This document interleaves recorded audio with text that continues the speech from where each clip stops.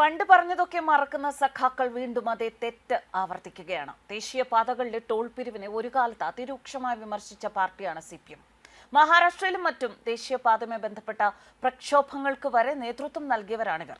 എന്നാൽ ഇപ്പോൾ ഒരു കൂസലുമില്ലാതെ ദേശീയപാതകളിലേതുപോലെ കിഫ്ബി റോഡുകളിലും ടോൾ പിരിക്കാനുള്ള സംസ്ഥാന സർക്കാർ നീക്കം ശുദ്ധ ഇരട്ടത്താപ്പ്. കേരളത്തിൽ ദേശീയപാത വികസനത്തിനുള്ള ചർച്ചകൾ തുടങ്ങിയ വേളയിലും ടോൾ പിരിവിനെ CPM എതിർത്തിരുന്നതാണ്. ഇതിനൊക്കെ പുറമെ ഒന്നാം പിണറായി സർക്കാരിൽ പൊതുമരാമത്ത് മന്ത്രിയായിരുന്ന G. സുധാകരൻ സംസ്ഥാന പാതകളിൽ ടോൾ വേണ്ട എന്നും തീരുമാനിച്ചു. ഇങ്ങനെ ഏറെക്കാലമായി CPM പിന്തുടർന്നു വന്ന ഒരു നയത്തിലാണ് ഇപ്പോൾ പൊളിച്ചെഴുത്ത് നടന്നിരിക്കുന്നത്.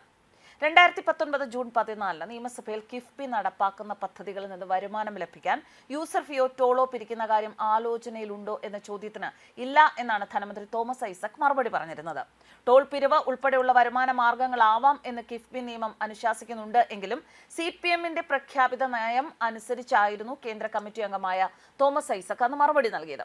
കഴിഞ്ഞ ലോക്സഭാ തെരഞ്ഞെടുപ്പിന് ശേഷവും ടോൾ പിരിവിനെതിരെ അവരുടെ നിലപാട് വ്യക്തമാക്കിയിരുന്നു CPM. പോളിറ്റ് ബ്യൂറോ പ്രസ്താവന പുറപ്പെടുവിച്ചിരുന്നു.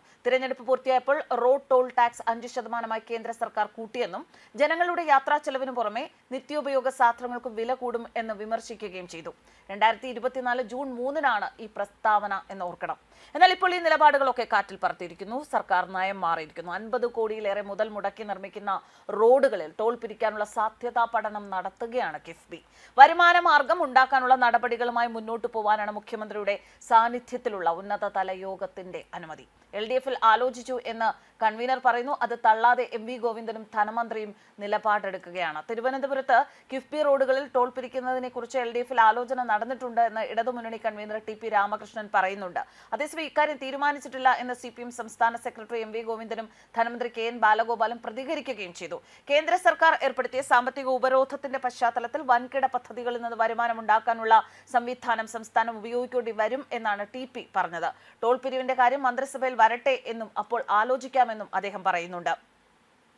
വികസനത്തിനായി കടം വാങ്ങി പദ്ധതികൾ ആസൂത്രണം ചെയ്യുകയാണ് കിഫ്ബി എന്നും അതിന്റെ ഭാഗമായി എന്തൊക്കെ ചെയ്യേണ്ടി വരും എന്നത് ആലോചിച്ച് തീരുമാനിക്കേണ്ട കാര്യമാണ് എന്നാണ് MV ഗോവിന്ദൻ പറഞ്ഞത്. കിഫ്ബി റോഡുകളിലെ ടോൾ പിരിവിൽ തീരുമാനമെടുത്തിട്ടില്ല എന്ന് ധനമന്ത്രിയുടെ നിലപാട്. ഏതൊക്കെ തരത്തിൽ റവന്യൂ വരുമാനം ഉണ്ടാക്കാനുള്ള പരിശോധന നടക്കുന്നു എന്നാണ് പറഞ്ഞത്. കിഫ്ബിക്ക് റവന്യൂ വരുമാനം ഉണ്ടാക്കുന്ന പ്രവർത്തനം വേണമെന്നുണ്ട്. നമ്മൾ പണിയുന്നതെല്ലാം സൗജന്യമായി കൊടുക്കാനാവില്ല. വലിയ പലിശക്കെടുക്കുന്ന വായ്പയാണ് ഇതിനൊക്കെ ഉപയോഗിക്കുന്നത്. അതുകൊണ്ട് എവിടെ നിന്നൊക്കെ വരുമാനം ഉണ്ടാക്കാനാവും എന്ന് പരിശോധിക്കേണ്ടി വരും എന്നാണ് ധനമന്ത്രിയുടെ നിലപാട്. അതേസമയം 60 കിലോമീറ്ററിന് ഒരു ടോൾ എന്ന ദേശീയപാത അതോറിറ്റിയുടെ മാനദണ്ഡം അടിസ്ഥാനമാക്കി കിഫ്ബി നിർമ്മിച്ച റോഡുകളിലും ടോൾ പിരിക്കാനാണ് സംസ്ഥാന സർക്കാരിന്റെ നീക്കം എന്നറിയുന്നു. കിഫ്ബി ഫണ്ടിൽ നിന്ന് 50 കോടിയിൽ കൂടുതൽ രൂപ ചിലവഴിച്ച് നിർമ്മിച്ച ഏകദേശം 150 റോഡുകളുണ്ട്.